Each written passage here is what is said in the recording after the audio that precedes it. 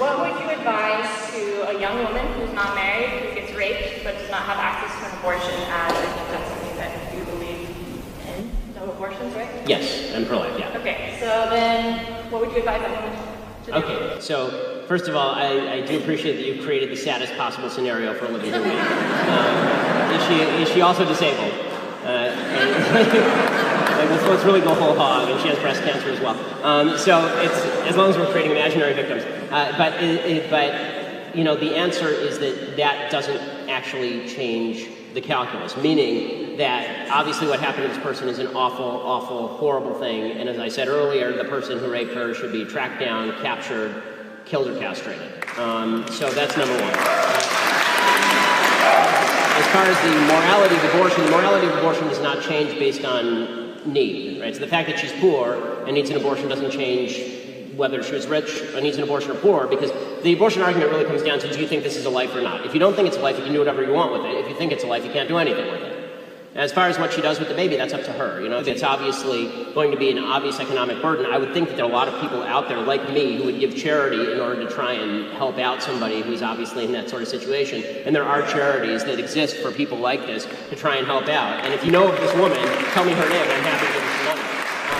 So I'm just wondering, because there is the health of the woman that's taken into question, and she doesn't have the money to have proper health care, or as well as the fact that if she's in college, there's a good chance that she won't be able to continue college. Okay, the idea that what about the health of the mother? So my view on abortion, again, the morality of killing a baby does not change as long as the baby's not actually threatening the life of the mother. In the cases where the baby threatens the life of the mother, like for example, you have a case where a woman has actual breast cancer and she needs chemotherapy, and she's pregnant, but the chemotherapy will abort the baby, which actually does happen, right?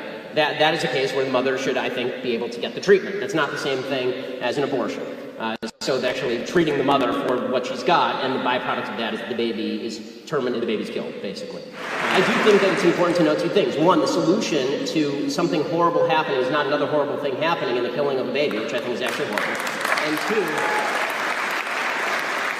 two, it's really not good to take the marginal case and then use that to argue broad. So what people tend to do is they say, well, what about the girl who's raped? What about her abortion case? So now let me ask you, if the girl weren't raped and she just got pregnant, would you think that she should still have access to an abortion? I do, because I think it's her body and I think it's her health. Right, so you're giving me an exceptional case in order to prove a rule that you don't actually want to defend.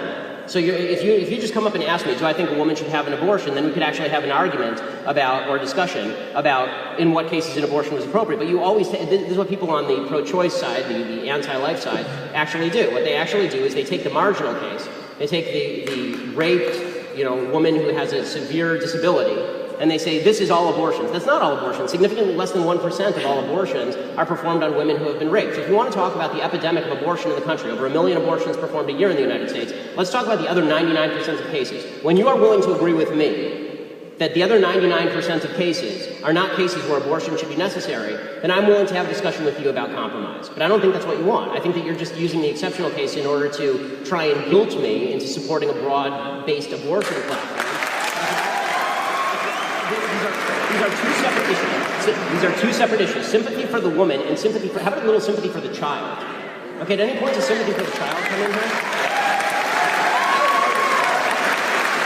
You say I'm not compromising. I'm the only one in this conversation who's expressed the willingness to take money out of my own pocket and put it in somebody else's. So have you donated to Planned Parenthood then? What was that? Have you donated to Planned Parenthood? No, because they kill babies. No, they don't.